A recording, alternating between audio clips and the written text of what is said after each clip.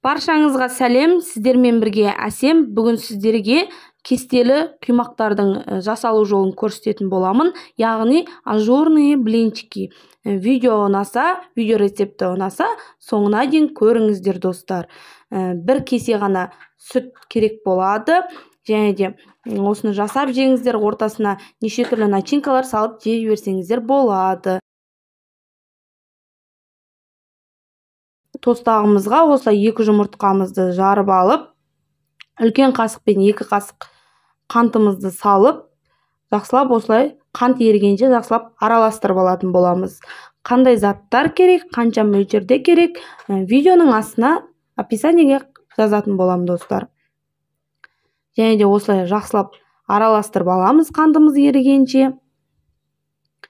Және де енді осылай 4 қасық, үлкен қасықпен өлшеп, 4 қасық сұйық май құямыз.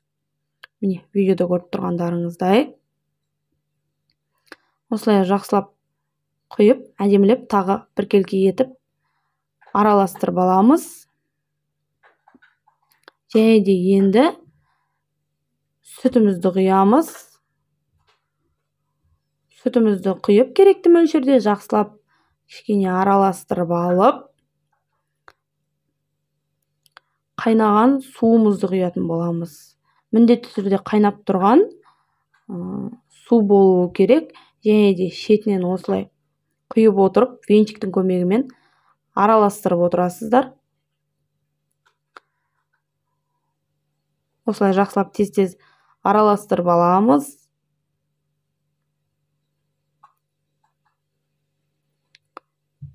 Жақсылап араластырып алып, енді осылай міндетті түрде електен өткізіп, ұнымызды қосатын боламыз.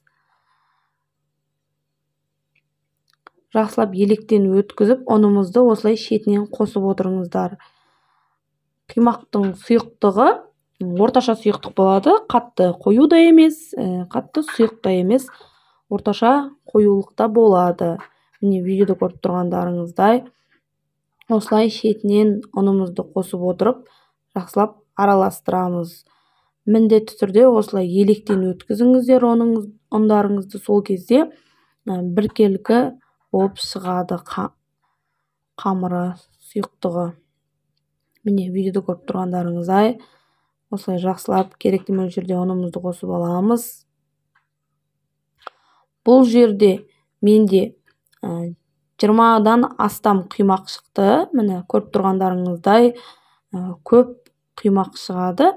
Және де енді тағы 2 қасық майымызды құйып, жақсылап тағы бір араластырып 15 минутқа қойып қойыңыздар.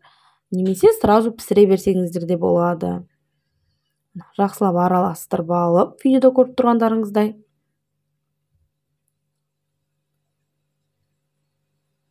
Міне, видеода көріп тұрғандарыңыздай осындай сұйықтық болады. Міне, қатты қою да емес, сұйық та емес. Міне, орташа осындай сұйықтық. Және де айта кетейін, менің каналымда қолжетімді заттардан жасалатын дәмді тағам түрлері бар. Плейлист бар, сол жерден өзіңізге керекті видео рецептін алсаңыздар болады. Және де міне енді дайын болды. Және де осы қызып тұрған табаға, міндетті түрде қызып тұрған таба болу керек. Соған майымызды жағып, қызып тұрған табаға осылай бір ожау осылай құймағымызды құйып, 2 бетін қызартып, жақсылап пісіріп аламыз. Және де айта кетейін, міндетті түрде табаны жақсылап қыздырып алыңыздар. Сол кезде кестелі құймағымыз, сол кезде кестелі ажурный блинчик болады. Міне, видеода көріп тұрғандарыңыздай 2 бетін жақсылап пісіріп алдық. Міне, қызып тұрған табаға осылай майымызды жағып, құйып, тез осылай домалақ қып жасап аласыздар. Сол кезде міне қызып тұрған табаға құйғандықтан осылай тесік-тесік әдемі блинчигіміз осылай пайда болады. Міне, өте керемет, әдемі болып пісіп жатыр құймағымыз. Ескеріп жүріңіздер, қызып тұрған табаға осылай құясыздар. Құймағымның бәрін пісіріп болдым. Енді видеода көріп тұрғандарыңыздай, менде сүзбе, яғни творог, солған қант ұнтағын, сахарный пудраны осылай араластырып екеуін ортасына салып, видеода көріп тұрғандарыңыздай сөйтіп дастарханға ұсынатын боламын. Кез келген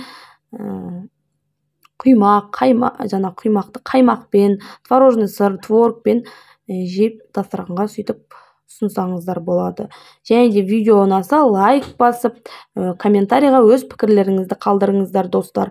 Поделиться батырмасын басып, жақындарыңызбен бөлісіңіздер. Бір кесе осылай сүттен осыншама 20-дан астам 30-ға жоқ құймақ шығаруға болады. Баршаңызға ас болсын.